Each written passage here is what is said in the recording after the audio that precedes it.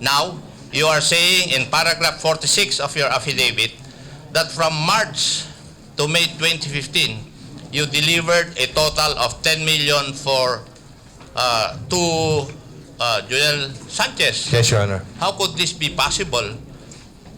Sino kaya sa inyong dalawa ang nagsasabi ng katotohanan dahil conflicting yung statements ninyo eh?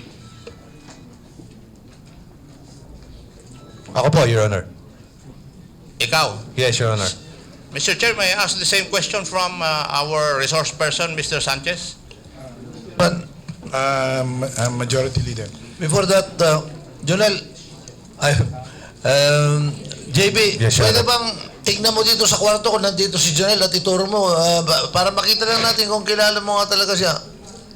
Pwede mong Lapitan mo, huwag mo lang... nandun yung mga kwarto. Kung makita mo, sige nga. Dito, tingnan mo kung nandito sa kabila dito o dyan para makita lang natin bago kasi kung magsasalita na siya, makikita mo na siya. Sige, sige. Anong suot? Anong suot? Tapikin mo sa balikat. Yeah.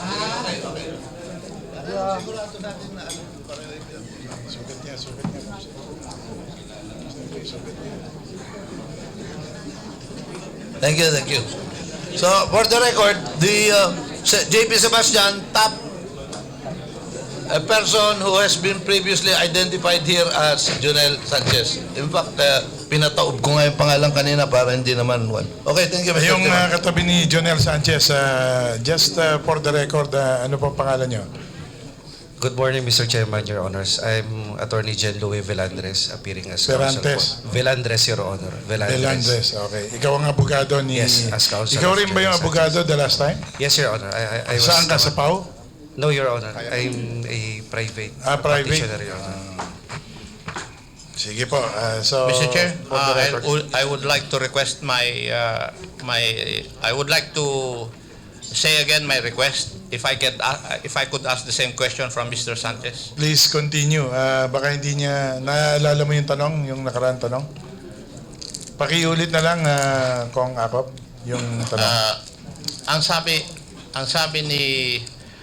sabi mo no, nung nag-testify ka rito, nag-file ka ng leave of absence. Tama? Opo, Your From, Honor. that was in March. Yes, Your Honor. And then, first weeks of May, your father was rushed to the hospital. Yes, Your Honor. Nagkaroon siya ng heart attack. Yes, Your Honor. Pero sinasabi ngayon ni Mr. Sebastian na from March to May 2015, nag-deliver siya sa iyo ng total of 10 million. Totoo ba yun? Hindi po yun totoo, Your Honor. Wala pong katotohanan ang sinasabi niya. Narinig mo rin yung sagot niya siguro na siya ang nagsasabi ng katotohanan. So, there's a conflict of these statements in your sworn statements given to this honorable body. Tama? Tama po, Your Honor. Tama. Mr. Sebastian, Yes, Your Honor. are you trying to impress to the members of this honorable body that it was actually Jonel Sanchez who was running the fundraising activity of then Secretary De Lima and not Mr. Ronnie Dayan? Sa personal knowledge ko, yes, Your Honor. Yes.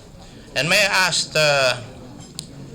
Mr. Jonel Sanchez, kasi ang sinabi mo doon sa statement mo, if I remember it right before, sinabi mo na ang boyfriend ni then Secretary De Lima ay si Ronnie Dayan. Tama? Tama po yan, Your Honor.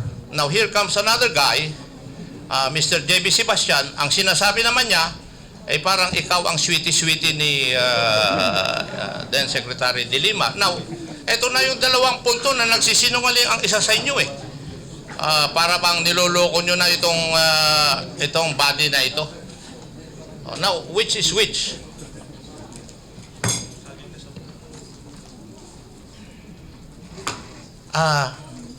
Naintindihan mo ba yung tanong ko? Kasi sinasabi ni Mr. Sebastian, Hindi po ang totoo sabi yan. naman niya, ikaw daw ang para bang malapit at sweet na sweet kayo ni then Secretary De Lima.